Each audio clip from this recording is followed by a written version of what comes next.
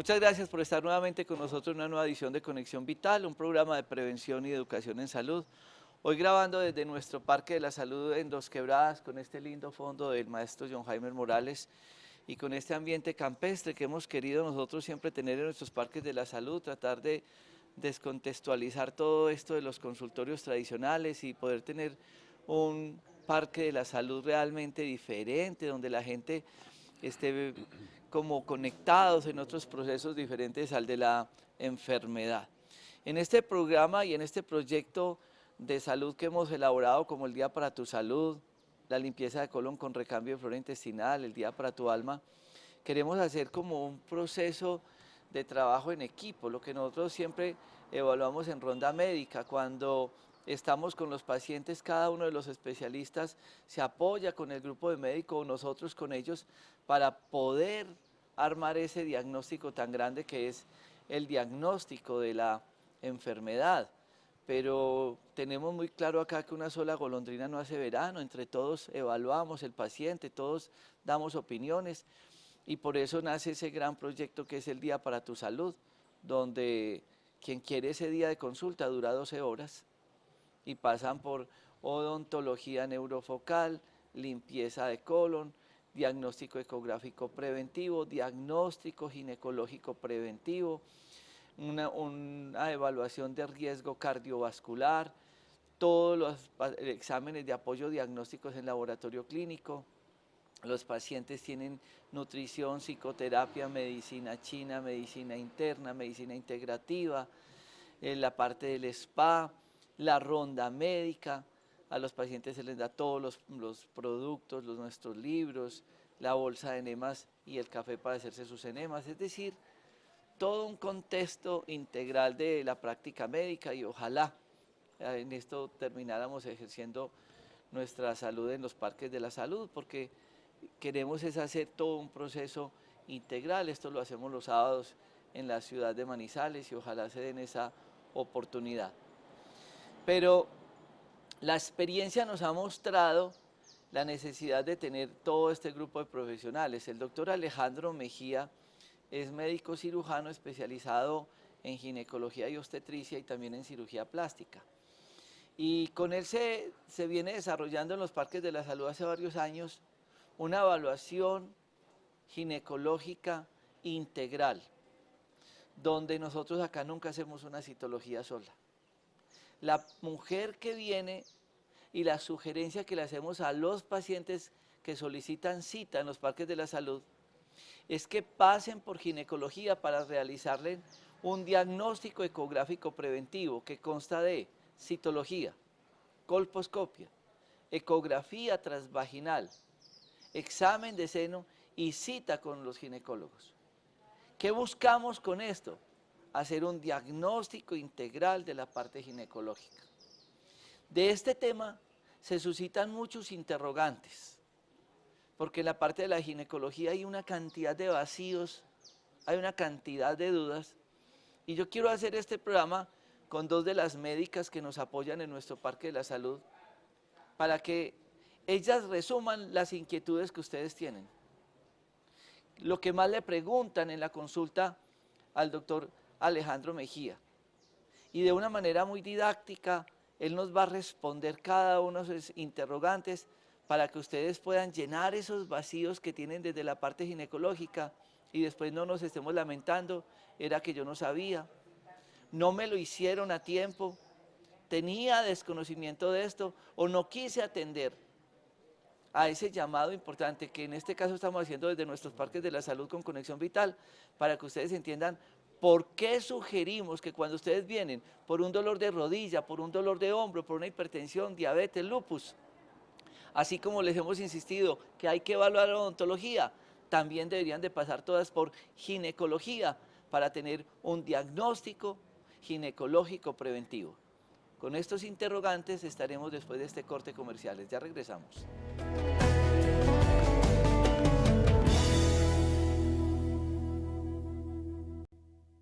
Yo soy la doctora Mayra Alejandra Fajardo, pertenezco al Parque de la Salud de Doctor Roja.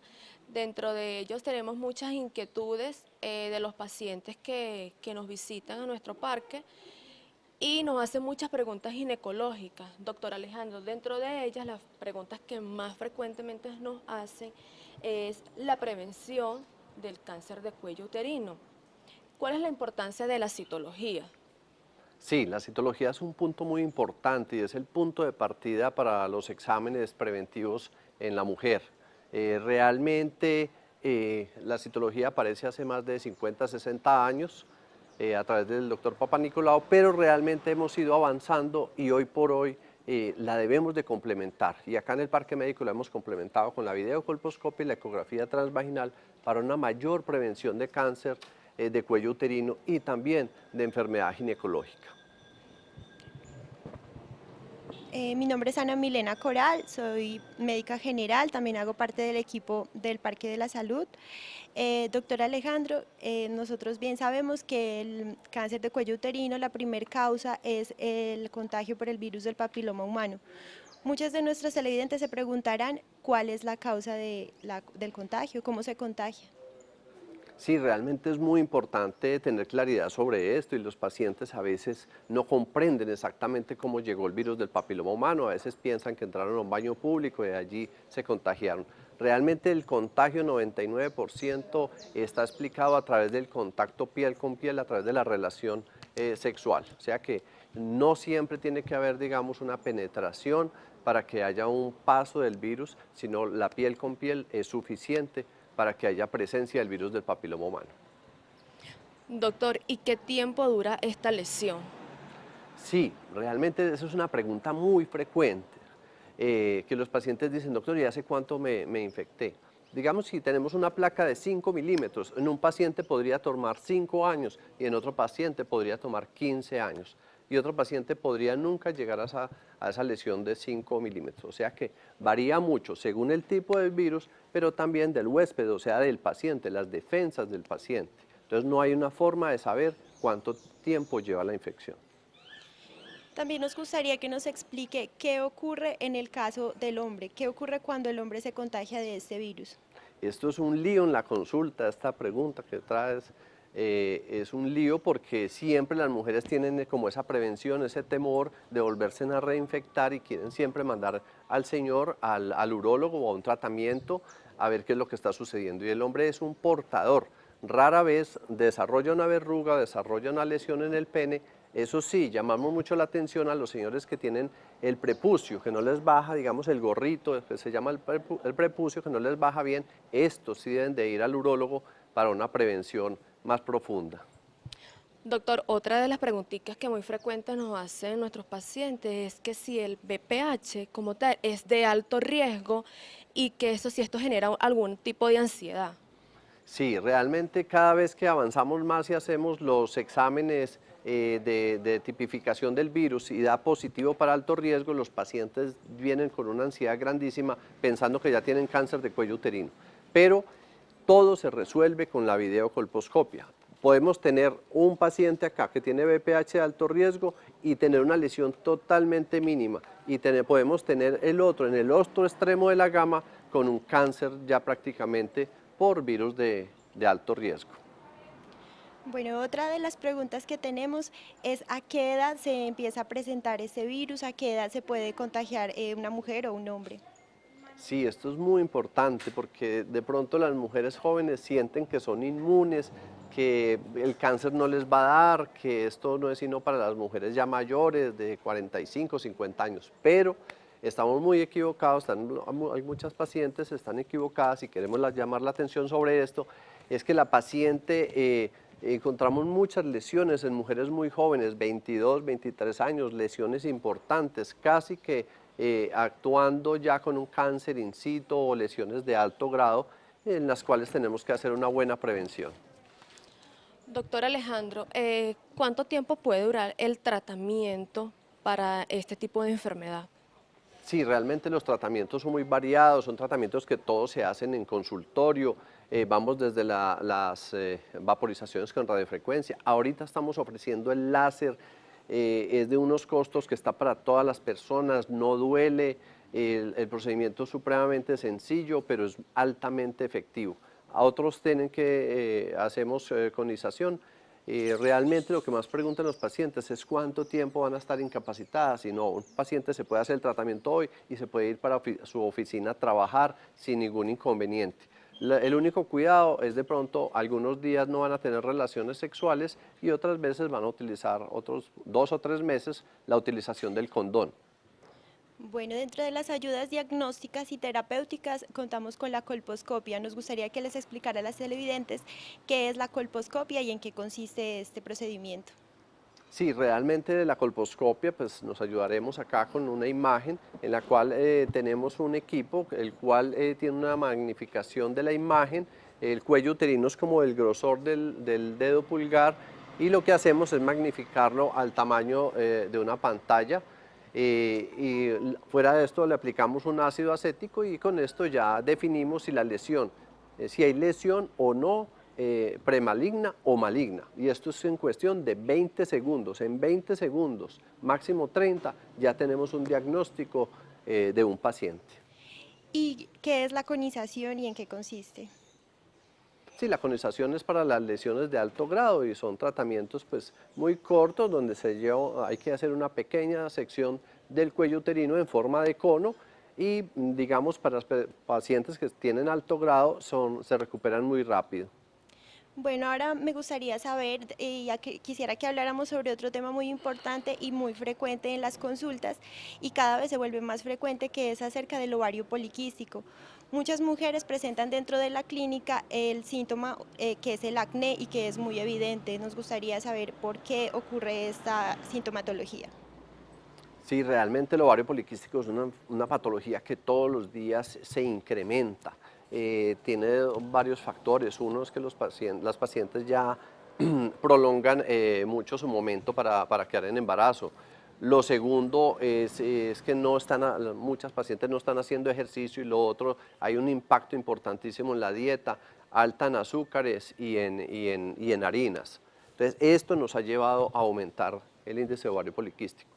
Entonces a veces la paciente no entiende por qué se produce el acné, pero básicamente es porque el ovario poliquístico aumenta unas hormonas que son muy parecidas a las del hombre, que es los andrógenos, y esto va a estimular el folículo piloso, a su vez se aumenta la grasa y aparecen las lesiones por acné. Esta es la explicación de por qué estas pacientes cuando tienen sobrepeso y acné hay que pensar en ovario poliquístico. Doctor, también otra de las preguntas más frecuentes dentro de la consulta es las consecuencias, ya que esto está también muy relacionado también por la parte de la tiroide, por la parte de la TSH. ¿Qué causa o qué diferencias también puede relacionarse esto con los ovarios poliquísticos y con la TSH? Sí, realmente cuando se tiene una paciente que está con aumento de peso, pues obviamente hay que tener un esquema importante para entrar a definir exactamente qué está sucediendo. Una de las posibilidades obviamente que tenemos en cuenta es la parte de tiroides, pero digamos que el perfil de la paciente que tiene ovario poliquístico y más si se tiene una ecografía transvaginal es fácil de dilucidar y ya definido hay que entrar definitivamente a un tratamiento para que esta paciente pues evolucione, baje de peso, mejore su piel y mejore su proceso a nivel de los ovarios y los ciclos menstruales también le mejoren. Otra clínica que presentan las mujeres es la amenorrea o ausencia de menstruación. ¿Cuál es la importancia de que las mujeres se traten esta sintomatología, que muchas de ellas piensan que es algo normal, que es algo que no deben prestarle mucha atención? Sí, esa pregunta es muy importante porque muchas mujeres tienen, digamos, unos atrasos prolongados, lo que se llama la amenorrea, y a veces piensan que, qué bueno que se me fue la menstruación, no tengo este tipo de molestias, pero en realidad esto está generando un impacto importante en la salud porque tenemos una alteración de las hormonas, tenemos un freno del ciclo ovulatorio y este ovario cada vez se nos va a volver más poliquístico. Por lo tanto, estas pacientes que tienen estas pequeñas variaciones en los ciclos, es importante que se evalúen y es muy más allá de su importancia, es la ecografía transvaginal. Bueno, vamos a un corte comercial y ya volvemos nuevamente a Conexión Vital.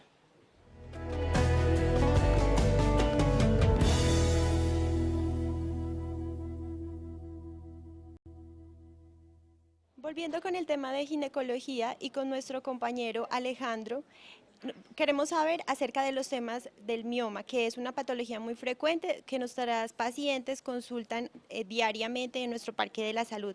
Doctor Alejandro, nos gustaría saber qué son los miomas, cuáles son las causas. Sí, realmente para que las pacientes no se entiendan, los miomas son como unos tumores, como unas bolitas que salen en el útero, lo que llaman la señal de la matriz. Realmente son nódulos, pero son de aspecto benigno. Pueden aparecer en cualquier parte del útero. El útero tiene 3 capas, ahí miraremos en las imágenes. En alguna de las 3 capas puede aparecer y según la capa que afecte, entonces por lo general va a tener una sintomatología presente. Se va a relacionar más con el dolor o más con el sangrado. Doctor Alejandro, ¿cree usted que los miomas se relacionan mucho con el cáncer?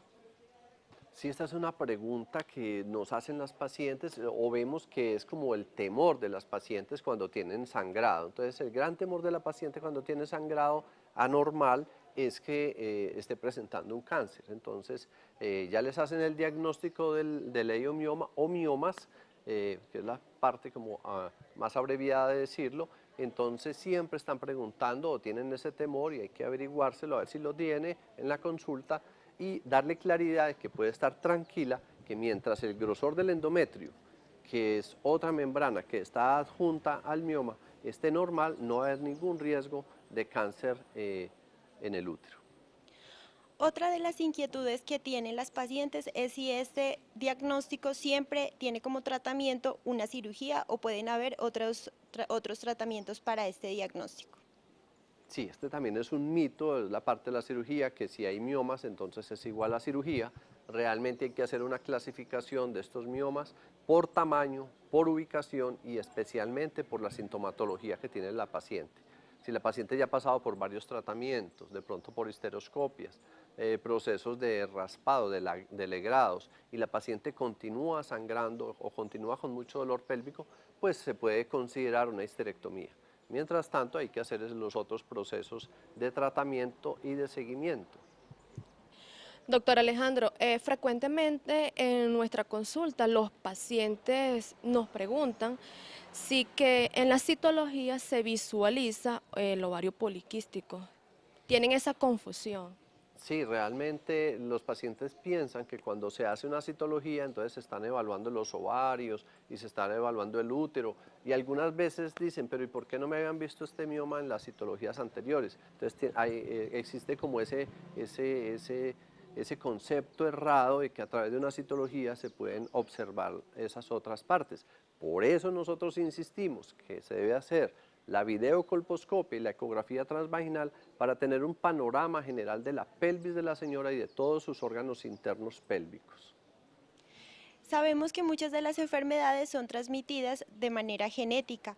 Muchas pacientes saben que su mamá, sus hermanas o sus tías tienen diagnóstico de miomas y les gustaría saber si ellas también son propensas a padecer de esta patología. Sí, realmente no hay digamos, una genética vertical, que si la señora tuvo miomas, entonces las hijas también lo van a tener. Pero uno sí ve una relación en las familias, que si la señora tuvo, digamos, todos sus ciclos fueron de mucho sangrado, de cólicos, es probable, no siempre sucede, pero es probable que las hijas puedan tener ese esquema. Lo que sí vemos muy frecuentemente es el cierre de la edad menstrual, que si en la mamá fue a los 45 o 48 años, las hijas lo más probable es que van a llegar a ese cese de la actividad ovárica en esa misma edad. Doctor Alejandro, también dentro de otras inquietudes que tienen los pacientes es que si es necesario extraer el útero cuando presentamos este tipo de patología. Sí, realmente lo que decíamos ahora, hay que hacer una clasificación de los miomas, hay que evaluar muy bien la sintomatología que tiene la paciente, especialmente es el sangrado, la dificultad en estabilizar estos sangrados o normalizar estas pacientes, porque los sangrados se van haciendo tan intensos que las pacientes los días que tienen la menstruación, y a veces la menstruación se les alarga mucho, la toalla higiénica no es suficiente, el tampón no es suficiente y les pasa la ropa y esto les altera en forma pues compleja su actividad diaria y terminan estando encerradas esa semana. Esas pacientes, si no se ha logrado con tratamiento médico, pues son pacientes totalmente candidatas a una histerectomía, o sea, a sacar, a extraer su útero. Otros de los procesos que todas las mujeres atravesamos en la vida y que es una etapa de cambios es la menopausia. Nos gustaría saber, además del cese de la actividad menstrual, qué otros síntomas pueden presentar las mujeres cuando ha finalizado este ciclo de su vida reproductiva. Sí, la menopausia es un tema fantástico, por así decirlo, porque es el tiempo en que la mujer va a vivir la mitad de la vida. Si la mujer llegó a los 45 años, esta mujer con la expectativa de vida que tenemos ahora, que nos estamos acercando a los 85 y algunos grupos generacionales hasta los 90 años, o sea que la mitad de su vida va a estar en falla ovárica. Entonces es muy importante hacer una buena evaluación de la menopausia, hacer un buen seguimiento, ¿sí? y no definirlo como un estado normal que no amerita mayor vigilancia y que bueno, solamente deben de tomar calcio y cuidarse de no subir mucho de peso. O sea, tenemos que ir mucho más allá. Mayormente también, doctor Alejandro, cuando vemos pacientes de 36 años de edad que dicen, estoy presentando una menorrea, doctor, pero es que tengo muchos calores y estoy muy irritada. ¿Qué consecuencias esto puede causar? Sí, realmente, pues de entrada con esa sintomatología que tú lo defines y eso, posiblemente estemos ante una menopausia temprana, de origen temprano.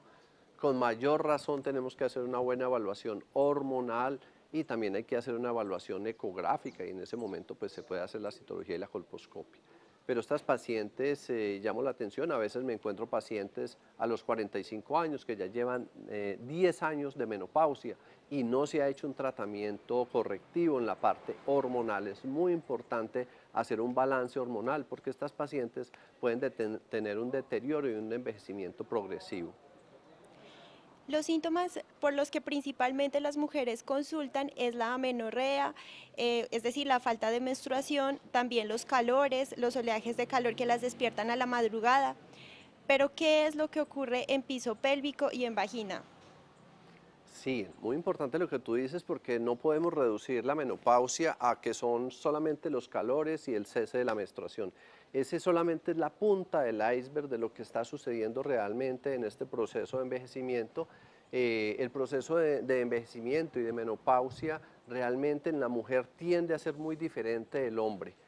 Ya haremos un programa solamente encaminado a menopausia antienvejecimiento, pero hay que valorar muchos procesos, hay que pensar en la piel, hay que pensar en el hueso, hay que pensar en el cerebro, hay que pensar en la prevención de cáncer y en lo fundamental, las mujeres no se están muriendo de cáncer de seno, las mujeres se están muriendo por encima de los 55 y 60 años, es por enfermedades cardiovasculares y allá es donde tenemos que llegar a través del manejo de la menopausia a combatir o a prevenir esa muerte por asuntos cardiovasculares.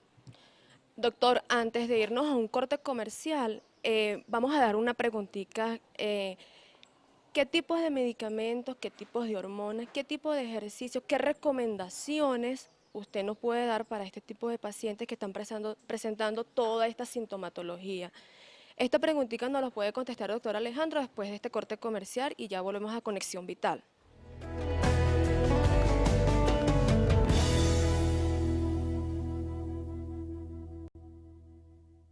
Continuamos con el doctor Alejandro Mejías. Una de nuestras preguntitas o una de nuestras inquietudes que tienen nuestros pacientes es la siguiente, doctor Alejandro. ¿Qué tipo de medicamentos, qué tipo de hormonas o qué tipo de ejercicio puedo yo realizar al momento de presentar la sintomatología de la menopausia? ¿Qué recomendaciones generales usted nos puede dar? Sí, lo más importante de las pacientes es que atiendan o acudan a una consulta especializada de menopausia. ¿Esta consulta qué debe incluir? debe incluir un examen ginecológico muy completo, su citología, su ecografía transvaginal, ecografía de alta resolución del seno o mamografía, lo que el médico en ese momento determine. Pero también se debe hacer una evaluación hormonal, o sea, se evalúan algunas hormonas que son fundamentales en los procesos normales de la función celular. Estas hormonas, ¿por qué son importantes? Porque son las que captan la parte del hueso, van a mejorar la parte de la memoria, van a actuar en los oncogenes, que son como partes del ADN que nos ayudan a controlar la prevención del cáncer a cualquier nivel, y especialmente en el cáncer de seno.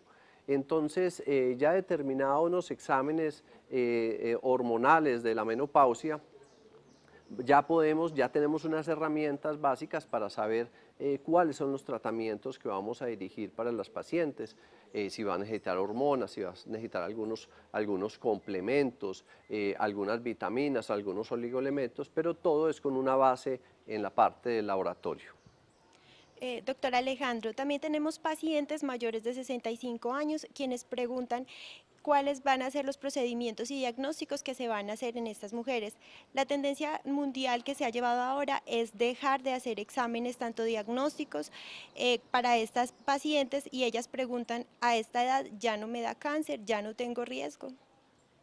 Sí, realmente esto preocupa un poco porque sí se ha venido bajando la guardia en las mujeres mayores de 65 años, especialmente en la realización de la citología. Pero igualmente hemos notado que en la medida que hacen menos citologías, también hacen menos exámenes ginecológicos, o de pronto dan por hecho de que ya no va a haber ningún problema con las señoras, no se pide de pronto la ecografía transvaginal, y sí vemos todos los cánceres, la mayoría de los cánceres, por encima del 90-95%, en la medida que se avanza en edad, se aumenta esta posibilidad. ¿Por qué se aumenta la posibilidad? Porque hay más errores a nivel del complejo del DNA, que es la información que hay en las células. Si no se corrige esa información que hay en el DNA, pues van a aparecer más cánceres, y por esto, en la medida que tenemos más edad, estamos más propensos. Entonces, suena ilógico que las señoras mayores de 65 años le estemos bajando, digamos, esa supervisión y esos exámenes que hay que realizar. Doctor Alejandro, en las inquietudes que tienen también nuestros pacientes, es que nos dicen que en la EPS ya no es necesario realizarle la citología después que tienen los 65 años o los 70 años, porque no pueden padecer ningún tipo de patología. ¿Qué orientación le puede dar usted a ese tipo de pacientes cuando ellos tienen esa duda? Sí, realmente, como estábamos mencionando, pacientes de 65 años hay que hacerle los exámenes. Mire, hay un cáncer que siempre aparece en las pacientes mayores de 55 y 60 años, que es el cáncer de vulva, y especialmente aquellas pacientes que tuvieron contagio con el virus del papiloma humano. Y si vamos a la estadística, el 90% de las mujeres probablemente en algún momento de su vida hacen contacto con el virus del papiloma humano. Entonces, ya de pronto vamos a ver un poco menos el cáncer de cuello uterino, pero vamos a ver cáncer en la vulva. Por eso es importante la inspección y pues que la paciente nos cuente qué sintomatología tiene, porque lo primero que presentan estas pacientes es una rasquiña a nivel de los labios mayores, y esta rasquiña repetida en 2 o 3 años puede terminar siendo un cáncer de vulva, y el tratamiento de cáncer de vulva es muy lesivo porque hay que sacar toda la vulva y después hay que hacer unos colgajos de sacar unas partes de la pierna y llevarlos hacia la vulva, y es una cirugía, digamos, muy compleja, es un momento muy complejo que va a tener que vivir el paciente. Continuando con el tema de cáncer de cuello uterino y de vulva, y sabiendo que la causa principal es el virus del papiloma humano, muchas mujeres que tienen parejas del mismo sexo se interesan en saber cuál es la forma de cuidarse, si deben usar algún tipo de protección para prevenir el contagio con el virus del papiloma humano.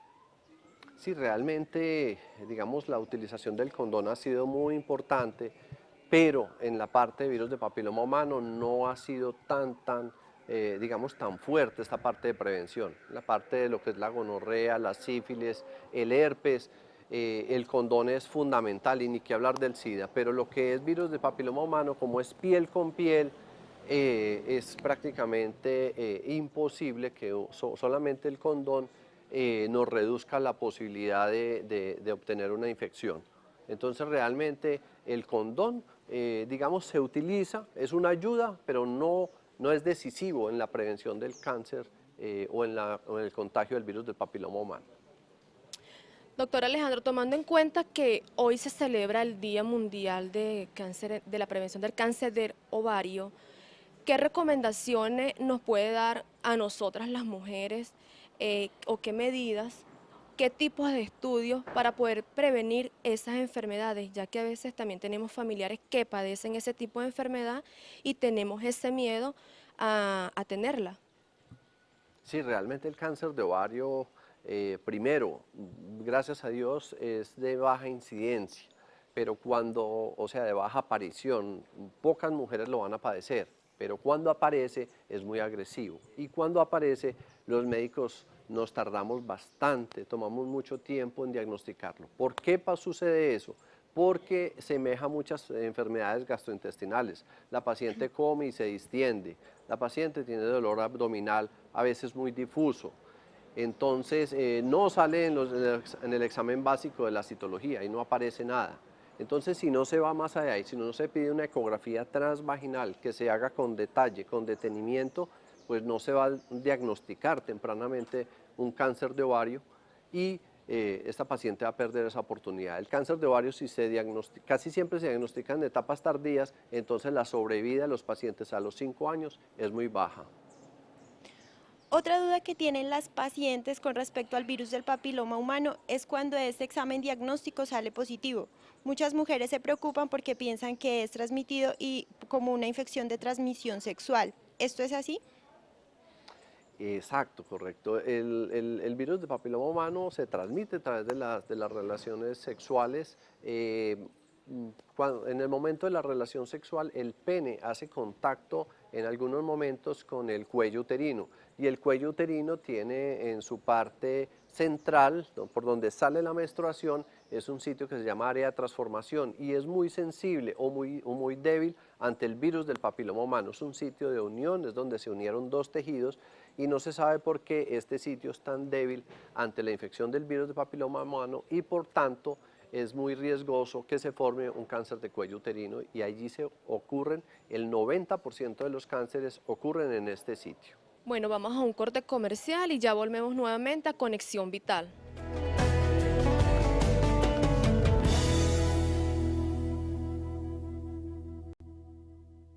Y continuando este programa que es en directo en nuestro Parque de la Salud, hay tras de cámara a muchos pacientes. Yo quisiera que ahora me hicieran una toma de todas las personas que nos ven en este momento y la gente tiene interrogantes. Carmen Lady Pacheco viene de Cúcuta, está en el programa de limpieza de colon con recambio de flora intestinal de 6 días y mientras veía al doctor Alejandro Mejía le suscitan unas inquietudes. Cuéntanos, Carmen, gracias por estar con nosotros, bienvenida. Muy buenos días, doctor Rojas. La pregunta es, a los 40 años me sacaron la matriz porque es que estaba creciendo y tenía ovarios poliquísticos y el ovario derecho estaba sangrando. Y me hicieron una ecografía transvaginal, esa fue la que a mí me salvó la vida en el año 95. Y el ovario izquierdo no apareció por ningún lado. Cuando me fueron a hacer la extirpación de la matriz, el ovario izquierdo se había ido detrás de la matriz, valga la redundancia. Mi pregunta es a pesar de haberme sacado la matriz, ¿mi circulación se ha afectado, mi problema óseo también se ha aumentado? A usted le quitaron la matriz y los ovarios. Sí, señor. Y le dieron un sustituto hormonal. Sí, señor, me dieron Premarin 0,625, me lo tomé por 7 años. No sé qué efectos secundarios pueda traer esto. Bueno, muchísimas gracias. Doctor Alejandro. Sí, gracias a la paciente Carmen por comentarnos su caso. Digamos, es un caso ilustrativo, es un caso relativamente frecuente.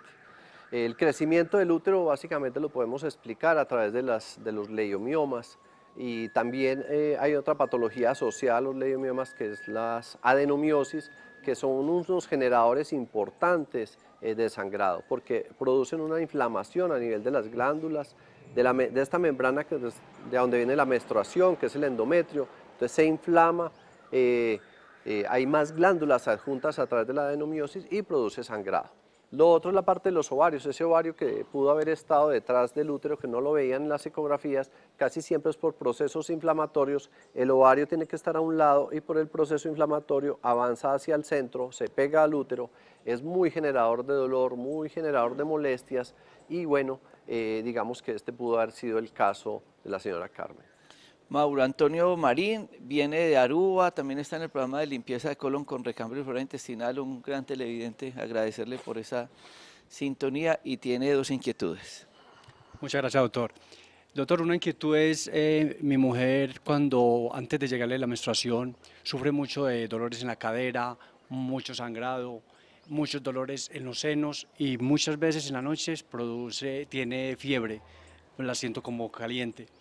Otra pregunta, y perdone, es mi hija tiene 17 años y sufre de ovarios poliquísticos.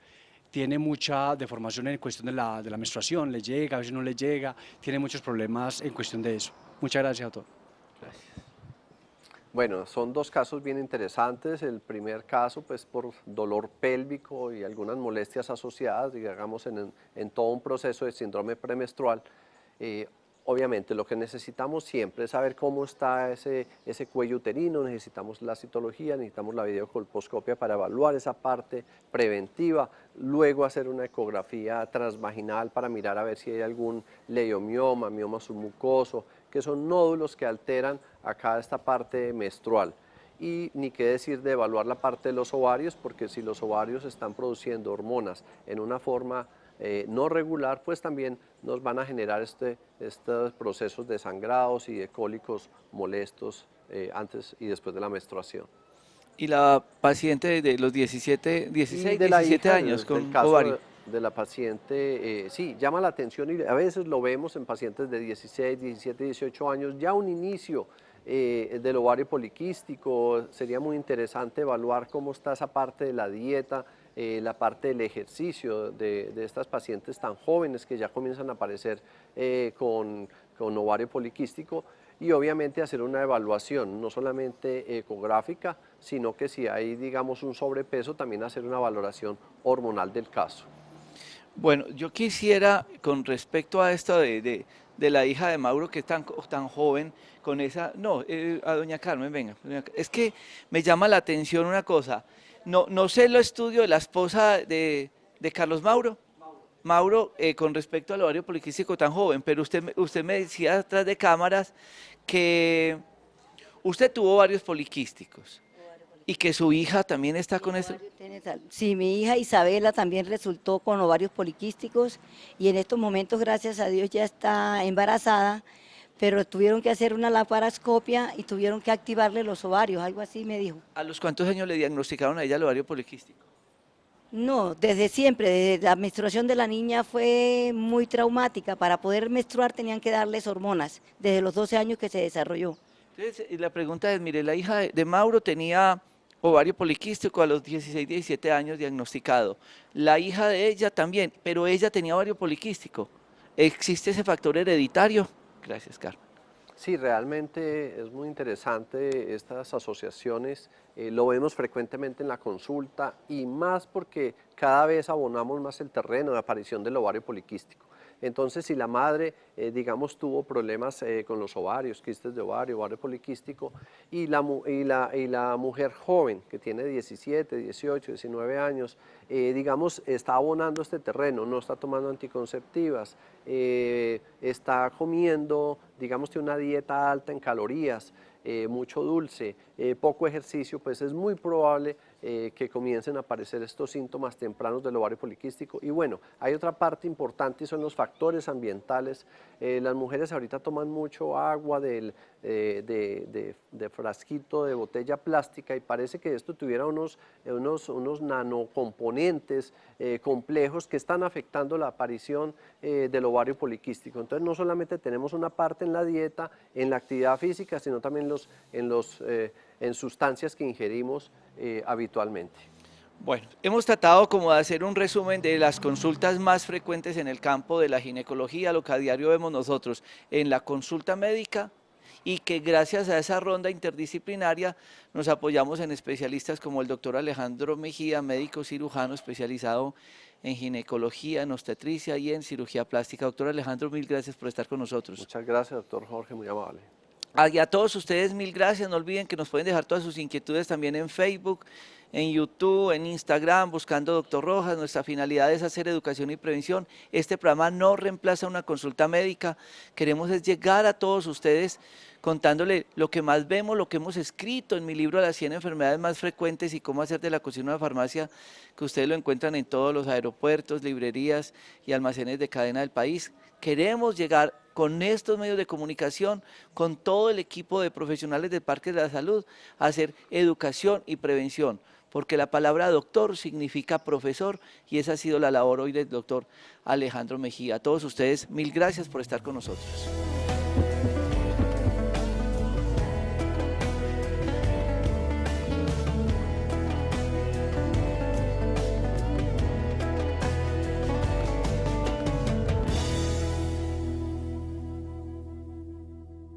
Canal Regional.